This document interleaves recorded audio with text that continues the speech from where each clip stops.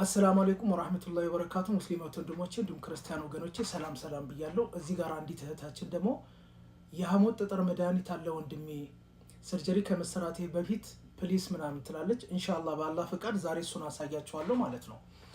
በነገራችን ላይ ማለት ነው የሐሞት ጠጠር ያለባችሁ ሰዎች ሰርጀሪ ከመደረጋችሁ በፊት ማለት ነው ዶክተሮች የሚሰጧችሁ የአንድ ወር መድኃኒት አለ። ያ የአንድ ወር መድኃኒት የሚሰጣችሁ ሰርጀሪ ከመደረጋችሁ በፊት ማለት ነው ያንን የሐሞት ጠጠሩን ይበትነዋል ወይስ አይበትነውም በሚል ነው ያንን መድኃኒት የሚሰጣችሁ። ከዚያ በኋላ ስትመለሱ ለቼክአፕ ማለት ነው ይሄ ሰው ሰርጀሪ ይደረጋል ወይስ አይደረግም የሚለውን ቼክ ያደርጋሉ። አይተውት ያኔ የሐሞት ጠጠሩ ከተበተነ ተበተነ፣ ካልተበተነ ግን ያው ሰርጀሪ ነው የሚደረገው ማለት ነው።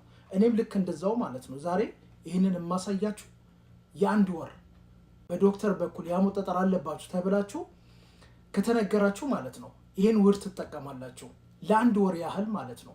ኢንሻአላህ በአላህ ፍቃድ የሐሞት ጠጠር ያለባችሁ ሰዎች እዚሁ ቪዲዮ ላይ መታችሁ ኮሜንት ተሽሎኛል ብላችሁ እንደምትጽፉልኝ ተስፋ አደርጋለሁ። ኢንሻአላህ በአላህ ፍቃድ ዛሬ እሱን አሳያችኋለሁ።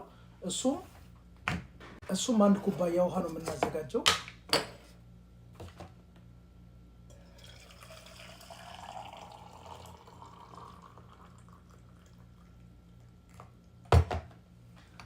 ከዚያ በኋላ አንድ ማንኪያ እርድ፣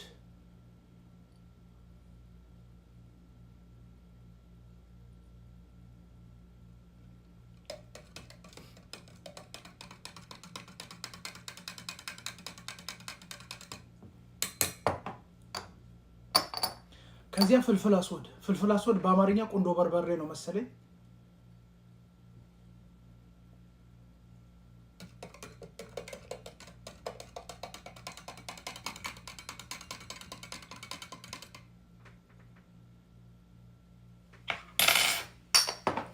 እሺ ከዛ በኋላ የምናደርገው የወይራ ዘይት ነው። እሺ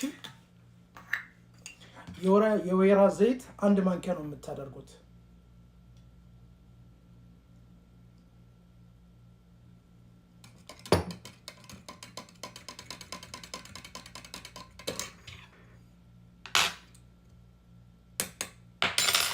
ከዚያ በኋላ ተከድኑትና ደቂቃ ያህል ትጠብቁታላችሁ። ምክንያቱም ትኩስ ነገር አይጠጣም። ረሱል ሰለላሁ ዐለይሂ ወሰለም ትኩስ ነገር እንዳትጠጡ ብሎ ከልክለዋል። ስለዚህ የተከለከለን ነገር ደግሞ አትጠቀሙ፣ በመድኃኒትም ወይም በማንኛውም ነገር ማለት ነው።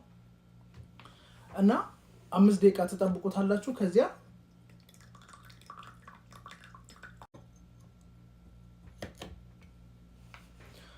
በቀን 3 ነው የምትጠቀሙት። ምሳ እንደበላችሁ ቁርስ እንደበላችሁ ይሄን ትጠቀማላችሁ። ምሳ እንደበላችሁ ይሄን ትጠቀማላችሁ። እራት እንደበላችሁ ይሄን ትጠቀማላችሁ። ባቡንጊ የሚባል ደግሞ አበባ አለ እኛ ሀገር ላይ የአደይ አበባ ነው ምናምን ነገር የምትባል አበባ አለች። እሷን አበባ ማለት ነው ይሄ ፍንትው ስትደርቅ ማለት ነው ይሄ ሾክ የሚወጣው ሳይሆን ሽታው ደስ የሚለው አበባ አለ አይደለ? የአደይ አበባ እዚህ ጋር ምስሉን አስቀምጥላችኋለሁ ኢንሻአላህ ካወቃችሁት ማለት ነው። እሱን አድርቁትና እሱን ደግሞ ማለት ነው ከናና ጋር በጣም በተለይ ደግሞ አረብ ሀገር ካላችሁ ባቡንጊ ነው ምናምን ነገር ነው የሚባለው መሀል አጣር አለ። እኔ እዚህ ጋር ምስሉን አስቀምጥላችኋለሁ። እናንተ ሄዳችሁ ጠይቃችሁ ትገዛላችሁ። ከዚያ የምታደርጉት ባቡንጊውን ከናና ጋር ማለት ነው የምትጠቀሙት አንድ ላይ ታፈሉትና ከዚያ በኋላ ውሃውን ማለት ነው ጧት በባዶ ሆዳችሁ የምትጠቀሙት ኢንሻአላህ። ያው እንግዲህ አዘጋጅቼላችኋለሁ። ከዚህ በኋላ የእናንተ እንትን ነው። ሰላም አለይኩም።